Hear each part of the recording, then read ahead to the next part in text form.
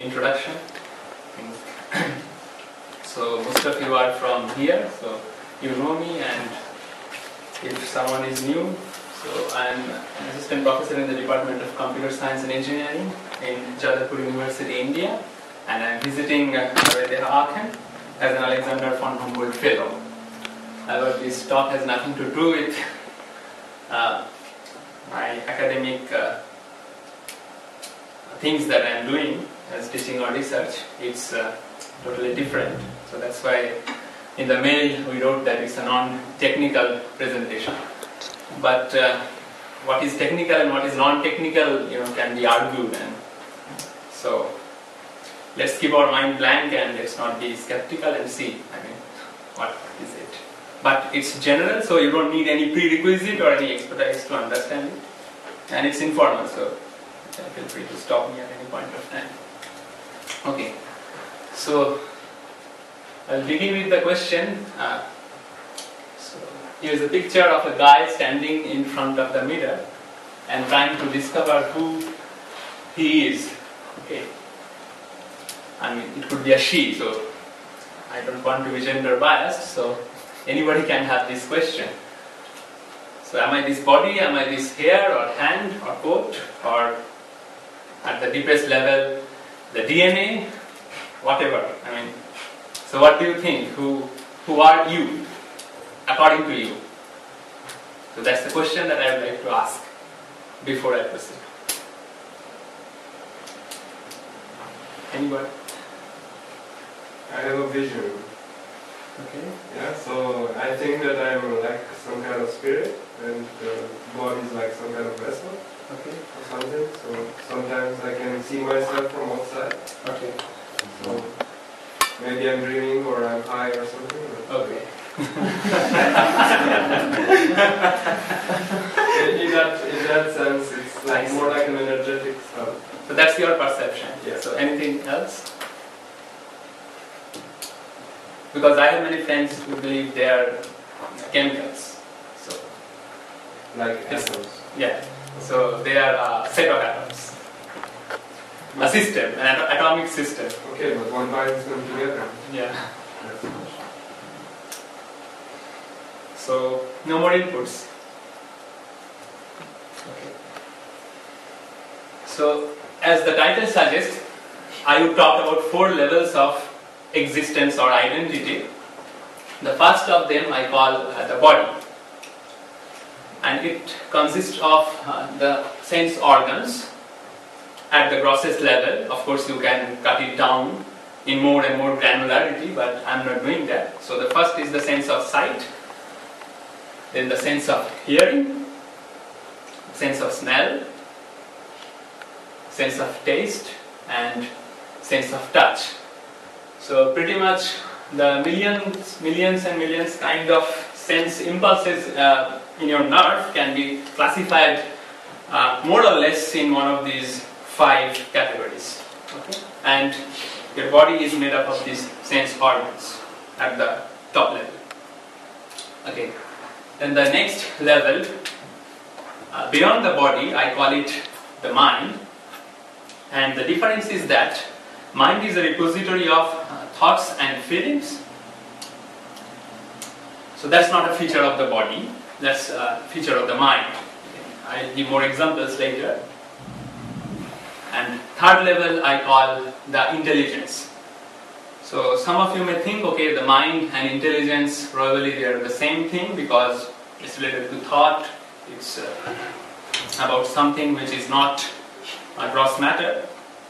But the difference that I would like to propose is intelligence follows logic. So it follows an algorithm, it tries to solve a problem, it tries to make a decision. So it's involved with rationality. Whereas the mind has the freedom not to be rational. Okay? So you can think of mind as like something which pops up ideas at every moment. So it throws ideas to you. And it's the intelligence is like a filter whose job is to filter those ideas and classify it, whether you want to proceed with that ideas, so whether you want to convert that idea into an action, or whether you want to stop at the level of an idea and don't want to act upon the idea. So that's the intelligence I'm talking about, and it has the power of discrimination, so what to accept and what to reject.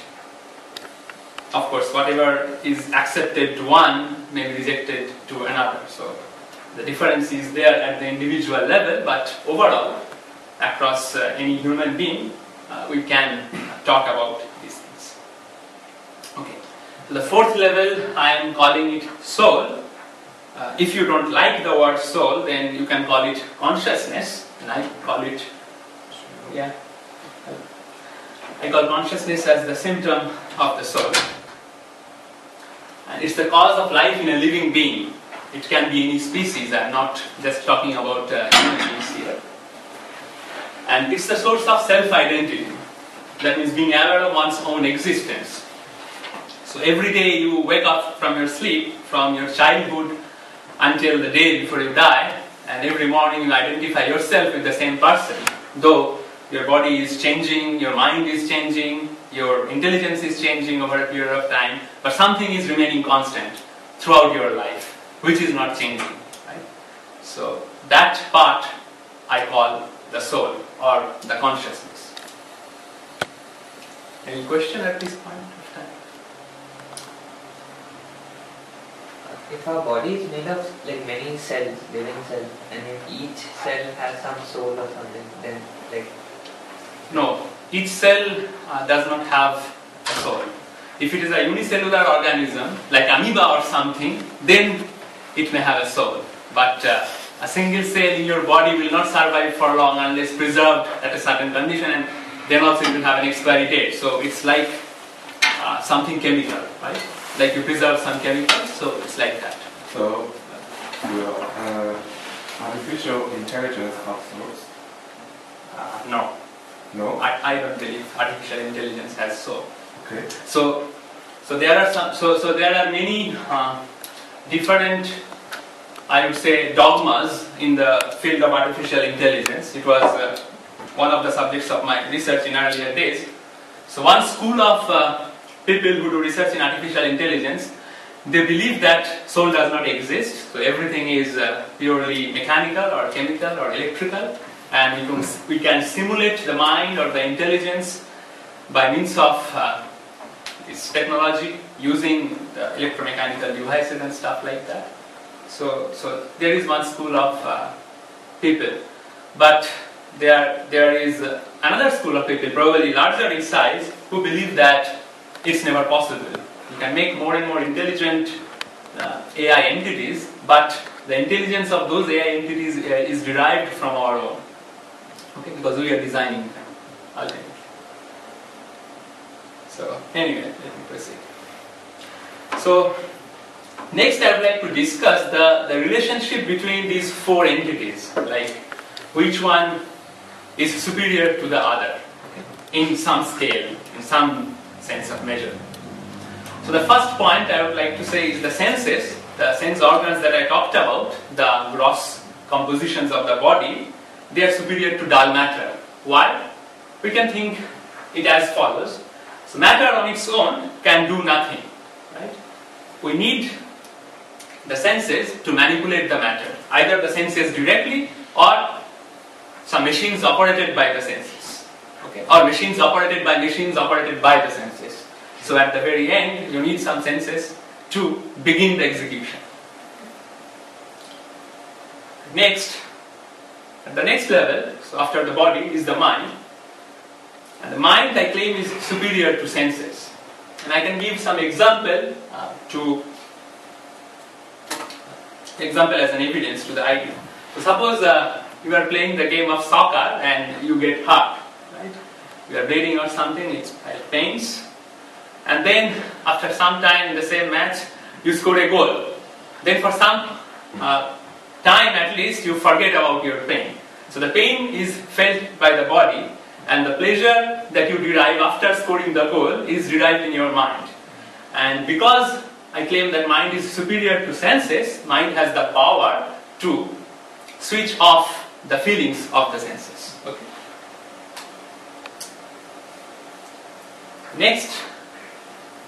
after mind is the intelligence, and I claim that intelligence is superior to mind. One example, suppose the doctor has given you a medicine and it's in syrup form, so it's not a tablet you can swallow, just for the sake of an example, and suppose it's very bitter. So your mind may say, no, I should not take the medicine, but your intelligence will say, if you don't take the medicine, then probably you are not going to be cured. And then you change your decision. So as I said in the beginning, that mind is a repository of thoughts, ideas, emotions, instincts, whatever you can call it. So it keeps telling you this and this. But the intelligence is the filter which has to decide that which ideas to act upon and which ideas to reject. Okay. Then I say the soul or consciousness, if you don't like the word soul, is superior to intelligence. You can understand somewhat by this example, because soul is the subtlest of all the four entities. Almost in everyday life we experience the body, we experience the mind, and we also experience the intelligence, but it is very difficult to experience the soul. I'll elaborate on it later also. But just two examples which may help us to try to understand soul to some extent. Consider a patient in a coma. So the patient does not have any sense as such. The mind is not active, and the intelligence is also not taking any rational decision, right? What to do and what not to do. But the patient is alive. And so I say the source of that liveliness in the patient, or the fact that the patient is alive, is the soul is still present in the body. And another example, take the trees. So trees don't have any nervous system, they don't have any brain. And also, like our neurologist tells us that in the brain there are different parts which controls your logic part, which controls your artistic part and stuff like that. So trees, their cells do not have that feature. Okay, this is the rational part, this is the intelligence part. But still, all of us believe that trees have life. The biologists also believe, and so the source of that life is the soul. So every tree has a soul. And if you believe that you are just chemical, then I would like to say that then your value is just $4.50. According to US Bureau of Chemistry and Soils, the average price of a normal adult human being, all the chemicals in the body, carbon, nitrogen, hydrogen, etc., you can buy in the market by paying just $4.50. But you cannot do much with it. Okay, then some facts about the evidence of soul. So you may have heard of incidents, people remembering their past lives. Okay. That's called remembering their reincarnation. Then there is deja vu. So deja vu is something like you visit a new place or you visit some new people, and then suddenly you have the feeling that yes, you have been in this place at some point of time. But consciously, you actually do not remember when, because never in your life, knowingly you have been to that place. But it feels that yes, I have been, I know the place, I know these roads, I know the buildings. So that can be related to some memories of your past life. Okay. Also, when you meet some people, you know that I know this person somewhere. Something like that. Then there is something called out-of-body experience, which is called OBE in short. And there are many documented evidence of such things. Of course, the question of believing or not is different. That's up to you. Then something there is called near-death experience. Again, there are many recorded cases. You can look it up everywhere. Nowadays, everything is available in the internet. And many psychologists do believe that the psychiatric diseases, many of them can be attributed to some incident in your past life. So, for example, you will say that many people would have phobia against water, or phobia against fire, or phobia against something which the root cause cannot be traced to anything that happened in the present life. So there is no accident that happened with fire in that person, or any family member of that person, or person that has not heard any stories about it, but still it is there. So some psychiatrists who believe in reincarnation, in soul, they attribute that phenomena to something which happened in the past life. I'm sorry I missed the initial part of the lecture. But Yeah. for example, when you talk about soul, Yeah. how would you attribute evolution to it? You would say that at some point life was not there, and at some point suddenly soul existed in microorganisms, and then they were together, the souls combined, there was collective consciousness. Is No. it like that? So the believers of soul would believe, and say I am one of them, that amoeba did not evolve through chemicals. Amoeba was amoeba from the very beginning. Okay. It's a matter of controversy, but we can talk about it. And another thing, for example, the evidences that you gave, for example, deja vu, it always occurs when we have experienced the present, when we visit, after we visit, we get to know that, oh, we have visited it before. It's not like we would always have the feeling that I would go to some place and something like that. Yeah, definitely. So deja vu is a technical term to that fact. When you visit a place or when you experience something, then you think maybe it's a second experience or the third experience. So that's the technical term to deja vu. But there are examples of reincarnation where people sit at their home, they don't go anywhere. They talk about some cities, some people that they have met, and people around them think that, okay, it's a wild imagination and it has been found to be true. I will give some examples, or some citations at least. So, not something that I made up.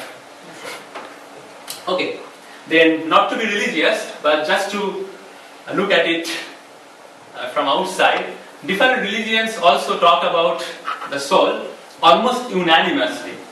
So for example, in the Hinduism, the famous text Bhagavad Gita, the chapter 2, verse 11 to 30 exclusively talks about the soul and its properties, its evolution, and blah blah blah. The Judaism, the text Zohar, which is one of the principal Kabbalistic texts, talk about soul. In Christianity, in the Gospel of St. Matthew, there is an example of reincarnation where Jesus declared that John the Baptist was the reincarnation of the prophet Elias.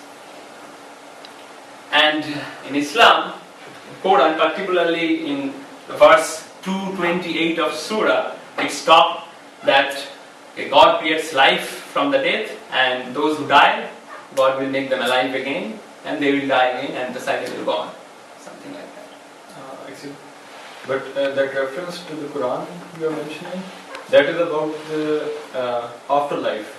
Mm-hmm. That so whenever you talk about afterlife, that means you assume the existence of soul. So that's my point. But but that does not mean that the same soul is incarnated in the. So it may not lead to so reincarnation is when the soul enters another body. So the soul may not enter another body, right? So afterlife means after the death, whatever happens to the soul. So it may be that the soul is without the body.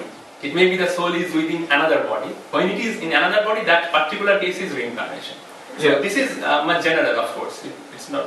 Yeah, but in Quran it is mentioned that the same body will be like the soul will be reincarnated in the same body in the afterlife. So it's not like the soul will be in another body. So what do you mean reincarnated in the same body? Like my knowledge is not that good, but what I know, I also interacted with some people who read Quran and. Okay, but it is like that. Once you die, you are you dissolve into earth, right? Because the way they bury their bodies, so it's like that. And when in the afterlife, Allah will create them again. Okay, from the those pieces that are dissolved in the mud, in the earth, and He will put the same soul in that body, which He recreated. So it's like that. It's not like the soul will be reincarnated into a different body. Okay, so it's I think a matter of perception. So because the same body is decomposed, as you were saying, right? And it's decomposed into matter, so it's mixing in the environment, and then it says, okay, God is resurrecting the body. Resurrecting the body. So we can if let's assume that is true, and we can think it is the same body in one sense, because everything is same, because everything is ultimately becoming into carbon or hydrogen atoms, and then everything is assembled from there. Or you can think of it's a different body in the sense that the same skin is not there, the same tooth is not there, the same eyes are not there, right? These are new. So the same body that you see, that is decomposed, that no longer exists. It's like that. Excuse me? I have another question. Yeah, sure. Like, for example, all these beliefs, I mean, of course, they were humans, they had that innate fear of death, Yeah. non-existence. Definitely. It's a very, very huge fear that Yes. you will not exist. Somehow, and every time people thought that probably my existence would be continued in some other form of the other, and yeah, I would still remain, my existence would not go to nothingness and all those things. So can this be, I mean, whatever evidence you are giving in this slide, it all suggests to what people believed, and Right. and they were all people. Definitely. And they all had the fear of death in the society and all those things. So can it be attributed that people didn't want to believe that after death there is nothing, and they wanted to have a continued existence, and that my identity would remain. It's something of self-preservation that is Yeah, it could be one of the reasons, and at least that's what was believed until, say, 50 years back from today. So many texts that you may find, so people who do not believe in soul, they would put that as an argument, that okay, that's the source of our religion, that's the source of all our imagination about soul or God or whatever and everything. But recently there are some scientific research going on, which suggests that maybe the existence of soul is there independent of our fear or independent of our imagination. Okay, so I will cite that. So this slide is not sort of a proof or anything. I'm just referring to some facts, and I'm not asking you to take them as the sole evidence. Okay, that's not the point here. And also the next few slides I'll talk about some people who believed in the science of soul, but that's also just a matter of belief. Okay? But then I'll talk about some other facts.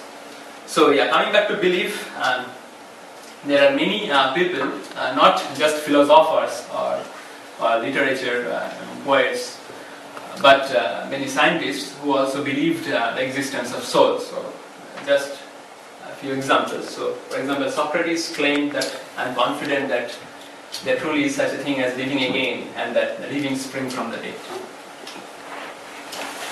And Pythagoras, all of you know in school from Pythagoras' theorem, right? Claimed that he remembered his past life. And Plato also accounted about reincarnation in detail. So I have arranged it in terms of the historical assignment to different time frames. So the Middle Age and Renaissance was roughly in 16th century. This Italian philosopher Bruno, he also preaching about reincarnation. Next, the Age of Enlightenment, we have some philosopher, and there is the scientist Benjamin Franklin, who invented electricity. He also claimed that he remembered his past life. Also some example, Napoleon claimed to be a reincarnation of Karl der Grosse. Do you know who that person was? He was in Aachen. So if you visit the historic places of Aachen, you will see many